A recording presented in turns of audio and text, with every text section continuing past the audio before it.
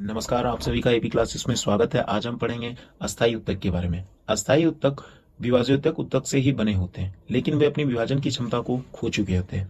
ये एक विशिष्ट कार्य करने के लिए विशिष्ट आकृति तथा आकार को धारण करते हैं। यह प्रक्रिया विभेदीकरण कहलाती है। यह मृत तथा जीवित दोनों प्रकार के हो सकते हैं। ये कोशिकाएं मोटी अथवा पतली कोशिका भित्ति से घिरी होती है। अस्थायी उत्तक तीन प्रकार के होते हैं: सरल अस्थायी उत्तक, जटिल अस्थायी उत्तक और विशिष्ट अस्थायी उत्तक।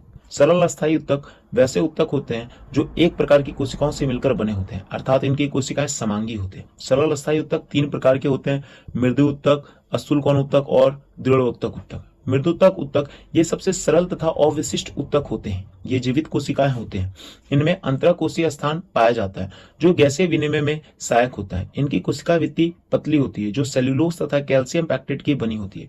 यह मुख्य रूप से जड़ें, तनों तथा पत्तियों की बाहरी आवरण में पाई जाती है। कुछ मृदुत्तक में हरित लवक पाया जाता है जो प्रकाश संश्लेषण वायुत्तक प्रक्रिया में सहायक होता है। ऐसे मृदुत्तक को हरित उत्तक भी कहा जाता है। जलीय पौधों के मृदुत्तक की कोशिकाओं के मध्य वायु गुहिका में पाई जाती है, जिसमें उन्हें उत्प्लावन बल प्राप्त होता है तथा तैरने को मदद मिलता है। ऐसे मृदुत्तक को वायुत्तक भी कहा जाता है। कभी कभी इन उत्तकों में विभाजन की क्षमता आ जाती है, जिससे इसमें द्वितीयक वृद्धि के नाम से जाना जाता है, जिसमें के परिणाम स्वरूप यह कॉर्क कैम्बियम तथा संवहन कैम्बियम का निर्माण करते हैं। अब हम पढ़ेंगे अस्थायी उत्तक के दूसरे भाग अस्तूलकोण उत्तक के बारे में। इनकी कोशिकाएं लंबी तथा जीवित होती है। इनकी कोशिकाओं के मध्य अंतराकोशिका स्थान अनुपस्थित होता है।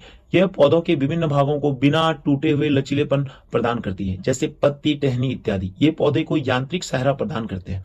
यह कॉर्टेक्स के बाहरी भाग, तने के कोने, पत्तियों के मध्य सिरा में उपस्थित होता है। अब हम पढ़ेंगे अस्थायी उत्तक के तीसरे भाग दृढ़ोत्तक।